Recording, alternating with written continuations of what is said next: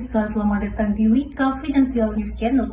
Saya Putri Jania dan hari ini kita akan mengulas laporan keuangan konsolidasi PT Wijaya Karya Persero Tbk untuk tahun 2024. Dalam tayangan ini, Anda akan melihat berbagai grafik, cuplikan laporan keuangan, serta analisis yang telah kami rangkum mengenai struktur grup, goodwill, NCI, transaksi pihak berelasi, dan juga perubahan kepemilikan dalam grup Wika. Baik pemirsa, untuk memulai pembahasan, mari kita langsung masuk pada struktur grup Wika. Pemirsa, jika kita lihat dari grafik yang sudah ditampilkan di layar, terlihat bahwa PT Wijaya Karya mengendalikan beberapa entitas anak dalam berbagai lini bisnis. Di segmen konstruksi, Wika mengendalikan kepemilikan mayoritas, di antaranya 97,99% pada Wika Rekayasa Konstruksi, dan sekitar 98% pada Wika Industri dan Konstruksi. Untuk lini beton, Wika menguasai 60% saham Wika Beton Tbk, yang menjadi salah satu kontributor terbesar dalam beton pracetak. Pada infrastruktur khusus, Wika bahkan memiliki penguasaan penuh 100% pada Wika Bitumen, serta lebih dari 80% pada Wika Serang Penimbang dan Wika Tirta Jatiluhur. Dari keseluruhan grafik tersebut, pemirsa dapat melihat bahwa Wika menjalankan struktur grup yang sangat berintegritas dengan pengendalian mayoritas hampir seluruh entitas anak. Hal ini memudahkan perusahaan mengendalikan konsolidasi yang penuh, menjaga stabilitas laporan keuangan grup. Untuk memahami bagaimana akuisisi pada masa lalu tercermin dalam laporan keuangan, kita beralih ke pembahasan detail. Saya serahkan kepada rekan saya, Manda. Baik, terima kasih Putri. Pemirsa, dapat kita lihat pada laporan keuangan yang sedang ditampilkan bahwa nilai goodwill Wika pada tahun 2024 tercatat sebesar 4,847 miliar. Nilai ini sama seperti tahun 2023, artinya tidak ada penambahan goodwill baru.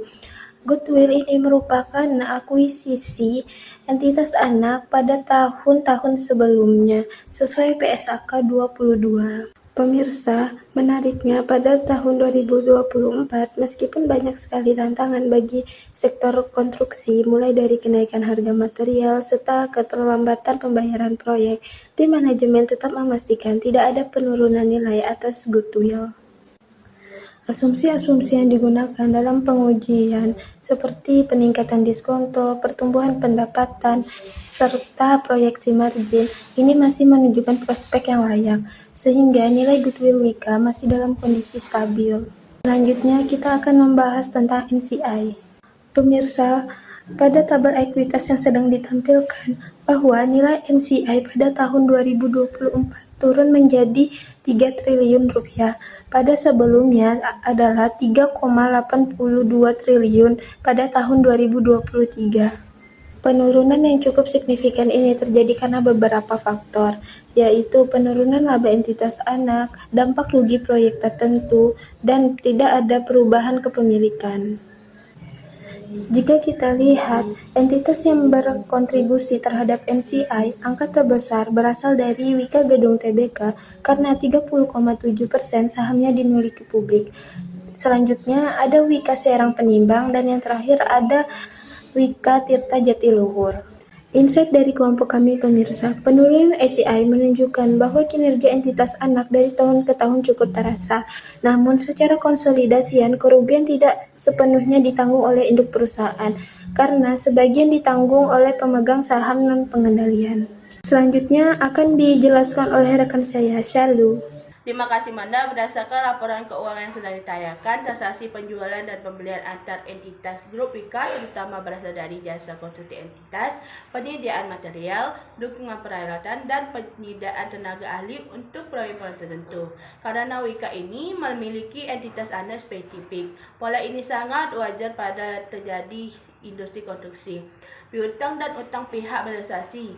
Angka terkait piutang dan utang realisasi ini yang terlihat dalam layar meliputi piutang usaha pihak realisasi sekitar 8,54 miliar, utang usaha pihak realisasi sekitar 1,15 triliun rupiah, dan tagihan bruto terhadap realisasi sekitar 1,3 triliun rupiah.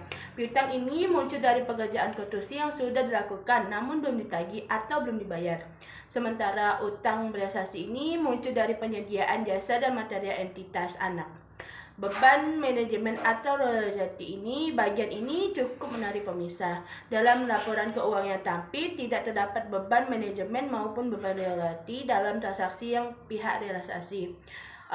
Tidak akan muncul akun ini. Yang pertama, manajemen free, royalty expense, ataupun piutang dan utang kait terhadap pihak tersebut.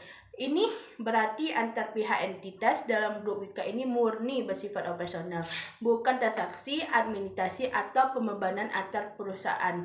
Kewajaran transaksi dari keseluruhan pola transaksi yang terlihat yang pertama itu pada pola biaya yang tidak wajar antar entitas, dan kedua itu piutang dan utang usaha realisasi ini muncul dalam konteks konstruksi yang memiliki siklus yang cukup panjang. Yang ketiga itu volume transaksi yang masih berjalan dengan aktivitas operasional namun perusahaan konstruksi. Dengan demikian, transaksi pihak berealisasi Wika ini dapat dikatakan wajar dan tidak menunjukkan entitas penyimpanan. Selanjutnya, mari kita masuk ke dalam perubahan kepemilikan dan masih bersama saya. Sepanjang tahun 2024 tidak terdapat perubahan kepemilikan yang bersifat signifikan dalam grup Wika. Seluruh entitas anak tetap berada pada persentase kepemilikan yang sama seperti periode sebelumnya. Artinya tidak ada peningkatan atau penurunan posisi yang menyebabkan perubahan kendalian induk.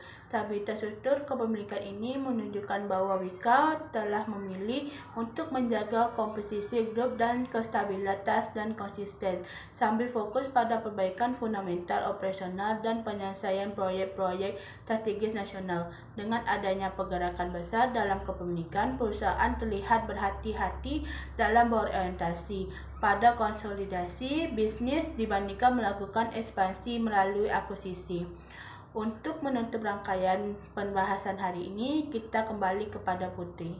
Pemirsa, demikian rangkaian pembahasan laporan keuangan konsolidasi PT Wijaya Karya Persero DKU di tahun 2024. Dari grafik dan data yang telah ditampilkan, dapat kita lihat bahwa struktur grup Wika dalam keadaan stabil. Dengan pengendalian mayoritas di seluruh entitas anak, goodwill tercatat tetap tanpa impairment.